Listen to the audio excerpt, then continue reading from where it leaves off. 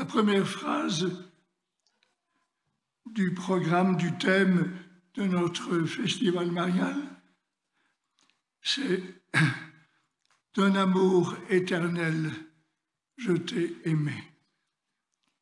Et ça tombe bien d'ouverture, d'ouvrir ce festival avec la fête de Saint-Benoît de Clairvaux, Bernard de Clairvaux, qui a été un chantre exceptionnel de l'amour. Comme le disait la première lecture, tirée du Siracide, il s'est abreuvé auprès de la sagesse de Dieu et il a découvert la beauté de l'amour.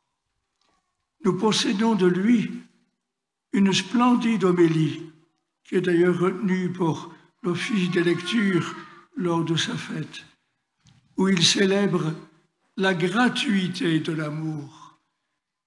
Dieu nous aime gratuitement et nous sommes appelés à l'aimer lui et aussi à nous aimer les uns les autres gratuitement.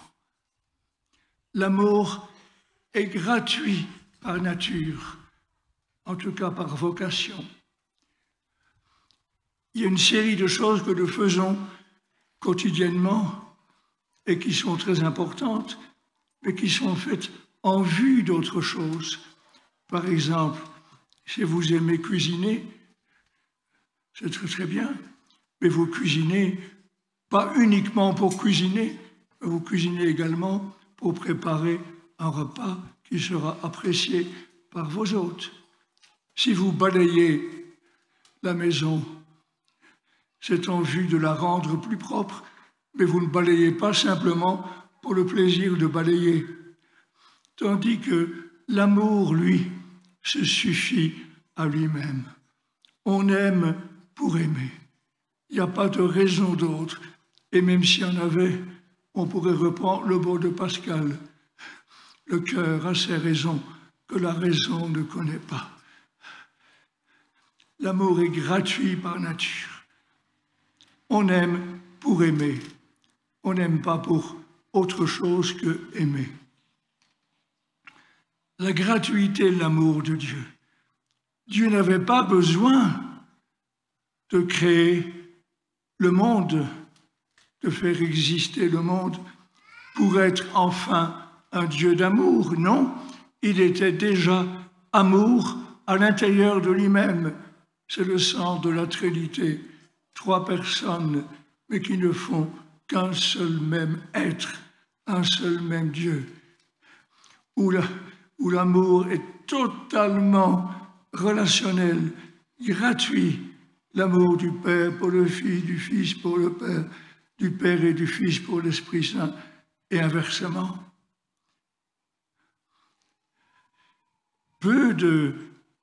Très peu de philosophes et de théologiens en dehors de la foi chrétienne ont découvert cela. Beaucoup ont pensé que Dieu ne pouvait pas être Dieu sans faire exister un monde. Et donc, la création avait un sens utilitaire. J'ai consacré, un peu bêtement peut-être, 4 ou 5 années de ma vie à étudier un philosophe allemand qui s'appelait Hegel et qui pensait que l'amour que Dieu est se nourrit des possibles que par la création. Sans la création, il ne serait pas un Dieu d'amour. Peu de philosophes, peu de même de théologiens ont compris ça en profondeur. Et ce qui vaut pour Dieu vaut aussi pour nous. Dieu nous aime parce qu'il nous aime, parce qu'il a fait librement le choix de nous aimer. Il ne nous aime pas pour en tirer un avantage, il nous aime pour que nous existions et que nous ayons le bonheur de l'aimer en retour. Vous avez entendu dans l'évangile de Jean comment Jésus insistait sur la communion qui doit exister entre Dieu et nous, entre le Père et lui, dans l'Esprit Saint. Et le Seigneur désire que nous l'aimions gratuitement, pas pour obtenir un bénéfice, pas pour paraître bien à l'égard du monde, sinon nous serions tous des tartuffes ressuscités si nous cherchons à plaire à Dieu prétendument, mais pour notre intérêt. L'amour de Dieu est gratuit. Et l'amour qui doit régner aussi entre nous doit être idéalement gratuit. Un homme ne doit pas épouser une femme simplement pour y gagner quelque chose. Il doit l'aimer, et il l'aime, si tout va bien, pour elle-même, sans autre raison, parce que c'est toi et parce que c'est moi. Cette gratuité est si importante dans toute notre vie.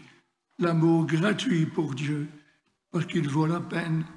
Ça vaut la peine de prier, ça vaut la peine de perdre du temps gratuitement, rien que pour être avec lui, rien que pour reconnaître qu'il nous aime le premier.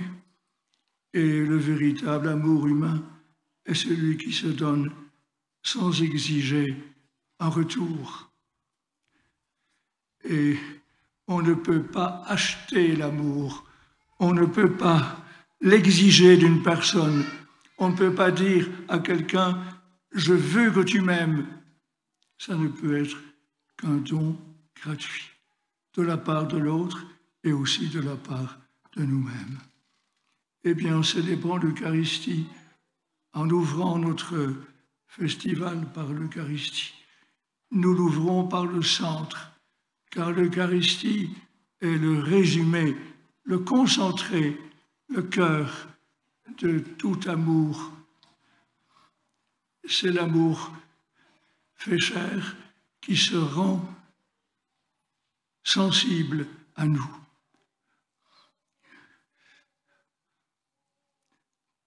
Si vous connaissez le curé d'Ars, vous savez qu'il avait un amour pour l'Eucharistie. Nous sommes en train de la célébrer. Un amour sans faille, extraordinaire. Et on rapporte qu'un jour, il était en train de prêcher et tourné vers le peuple pour prêcher, mais ayant le tabernacle derrière lui. Et il était comme envahi par cette présence de l'amour de Dieu. Il ne pouvait plus continuer. Il ne pouvait plus dire qu'il est là. Il est là. Il est là. Et cette répétition était plus éloquente que de longs discours. Il est là. Et les paroissiens d'Ars finissaient par croire que vraiment Jésus est présent avec tout son amour dans l'Eucharistie.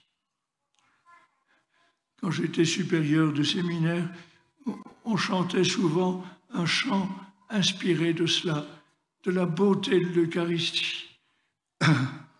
Il est là, dans le sacrement de son amour, il est là, celui qui nous aime tant, il nous attend nuit et jour.